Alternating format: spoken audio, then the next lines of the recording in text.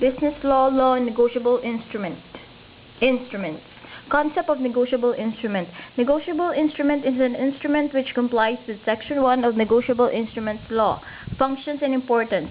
A negotiable instrument serves as a substitute for money, so serves as a medium of exchange for most commercial transactions, serves as a medium of credit transactions, and increases the purchasing power. Take note that a negotiable instrument is not a legal tender in payment of an obligation through a negotiable instrument does not extinguish the obligation until after it has been converted into cash. Principal features. The two principal features of negotiable instrument are negotiability, means that the instrument can be transferred from one person to another in such a manner as to constitute the transferee the holder thereof, and accumulation of secondary contracts, which means that every time a negotiable instrument is transferred from one person to another, secondary contracts are intended to the original or added to the original one. Construction of ambiguous instruments. The following are the rules of constructions that should be applied when the instrument is so ambiguous or there are omissions therein. When there is discrepancy between the words and the figures used in expressing the sum payable, the sum denoted by the words is the sum payable. However, if the words are ambiguous or uncertain, reference to the figures may be resorted to in determining the amount payable. If undated, the instrument shall be considered dated as of the time of its issuance. If the instrument is payable with interest, but the date on which is to run into is not specified, the interest runs from the date of the instrument, or if not, date from the issue thereof. In case of conflict between the written and printed provisions in the instrument, the written provision shall prevail. If there is a doubt as to whether the instrument is a bill or a note, the holder may treat it as a bill or a note at his option. When the capacity of a person signing an instrument is not clear, he is deemed to be an endorser. And when a promise to pay begins with the word I and signed by two or more persons, they are deemed to be solidarily liable. Stages, incidents in the life of a negotiable instrument. The stages, incidents in the life of negotiable instruments are preparation of the instrument, issue, negotiation, presentment for acceptance, presentment for payment, notice of dishonor, and discharge. All of the foregoing stages in the life of negotiable instruments are applicable to bill of exchange. Stages 4 and 5, presentment for acceptance and acceptance, do not apply to a promissory note. Preparation of the instrument. As previously mentioned, a negotiable instrument is one which complies with requisites provided for under Section 1 of Negotiable Instruments Law. Under Section 1 of the said law, an instrument to be negotiable must comply with the following requisites. 1. It must be in writing and signed by the maker or drawer. 2. It must contain an unconditional promise or order to pay a sum certain in money. 3. It must be payable on demand or at a fixed or determinable future time. 4. It must be payable to order bearer. 5. It is addressed to a drawee. He must be named or otherwise indicated therein with reasonable certainty. Unconditional promise or order. The promise or order is unconditional when it is not subject to a future uncertain event. For example, I promise to pay P or order 10,000. Second example, pay to P or bearer 10,000. Third example, I promise to pay P or order 10,000 when he passes the CPA board examination. Example 1 and 2 are negotiable because the promise and order are unconditional, but the third example is not negotiable because the promise is subject to a condition.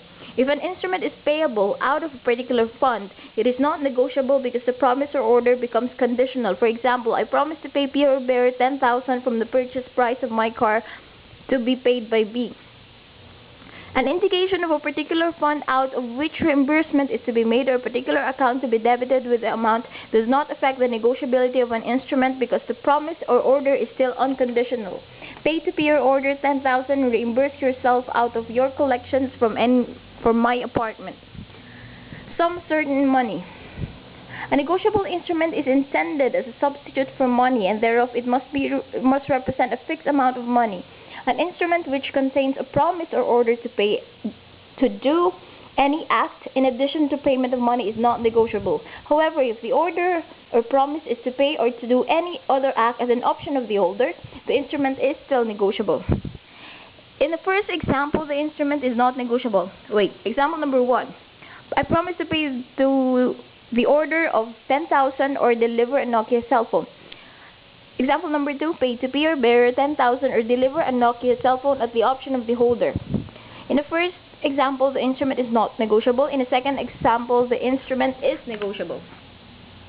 Examples: pay to pay or order upon demand, pay to pay or bearer upon presentation. No, this is not the one. Alright, the sum payable is considered certain, although it is to be paid with interest, by stated installments with acceleration clause, with exchange rate, whether fixed or at current rate, with costs of collection or attorney's fee in case of non-payment of the maturity date. Stated installments mean that the due date of the first or each of the installments must be stated in the instrument. I promise to pay bearer 10,000 in 2 equal monthly installments.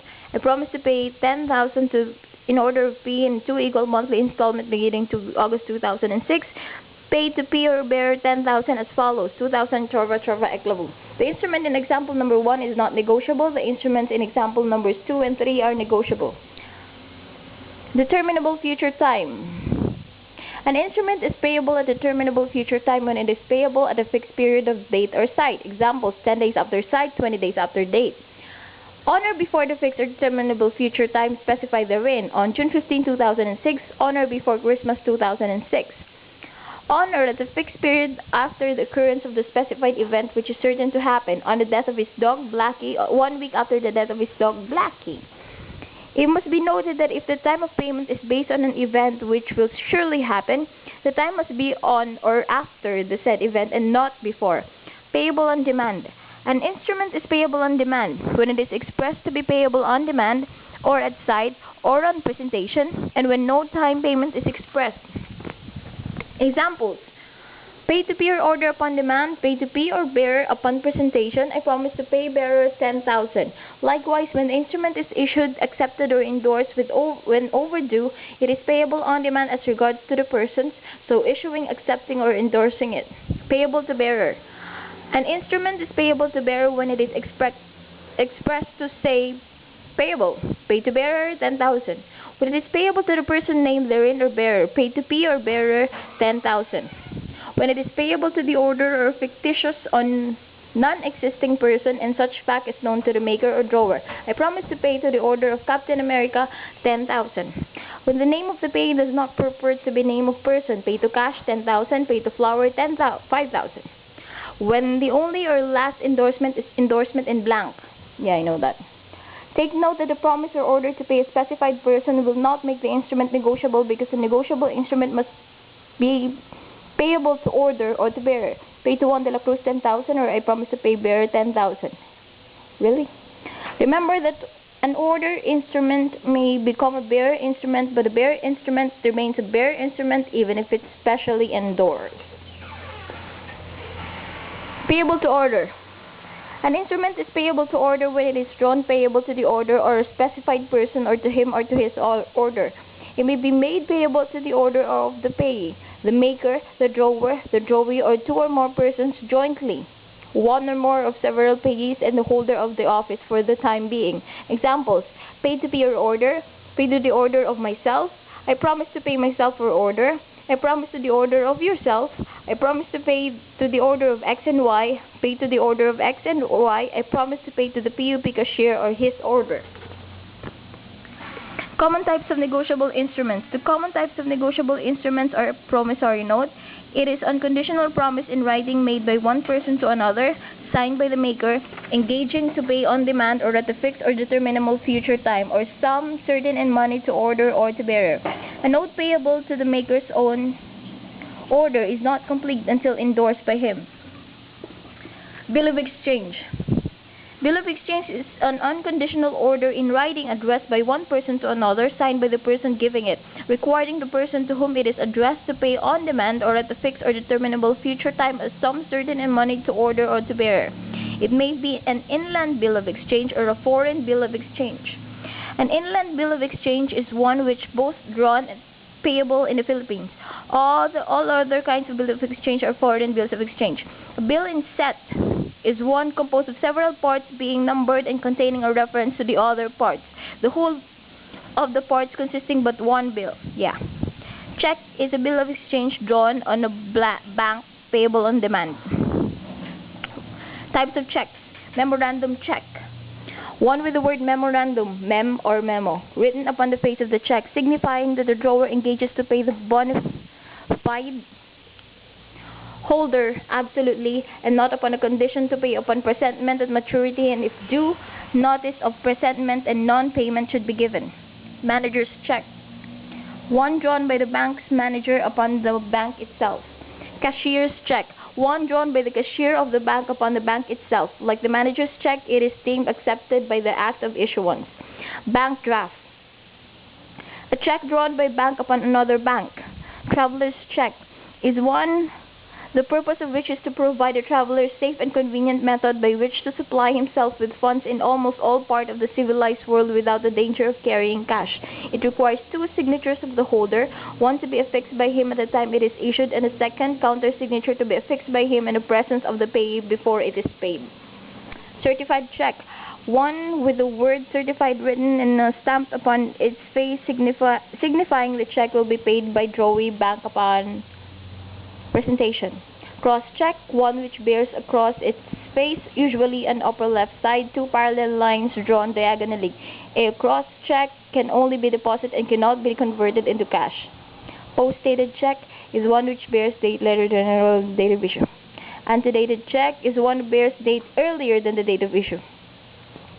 When a bank may refuse payment of check, the drawee bank may refuse to pay the check on any of the following grounds. Bank is insolvent, the drawer's deposit is insufficient, or he has no account with the bank, or his account has been closed. The drawer dies and proper notice is received by the bank. The drawer is insolvent and proper notice is received by the bank. The drawer has countermanded payment. The check is post-dated. The bank has reason to believe that the check is forgery, and the holder refuses to identify himself. BLG 22 Bouncing Checks Law. The issuance of a check with insufficient funds constitutes a violation of bouncing checks law. The act of drawing and issuing any check to apply an account for value shall be punishable under the said law when a check had been issued under the following circumstances. The drawer is aware that at the time of issue he does not have sufficient funds in the drawee bank. The drawer is aware that at the time of issue he does not have sufficient credit with the drawee bank. The drawer, without any valid reason, ordered the drawee bank to stop payment, or the drawer who having sufficient funds in or credit with the drawee bank when he draws and issues a check shall fail to keep sufficient funds or maintain a credit to cover the full amount of the check if presented within a period of 90 days from the date of appearing thereon. If the check is presented to the drawee bank within 90 days from the date of the check and the payment thereof was refused because the insufficient funds in or credit with such bank, there is a prima facie evidence that the drawer has knowledge of such insufficiency of funds or credit unless he pays the holder amount due therein or makes arrangement for payment of the said check in full by the drawee bank within 5 days after receiving notice that such check has not been paid by the drawee bank. When the check is drawn by a corporation, company, or entity, the person or persons who actually sign the check in behalf of such drawee shall be liable under BLG 22.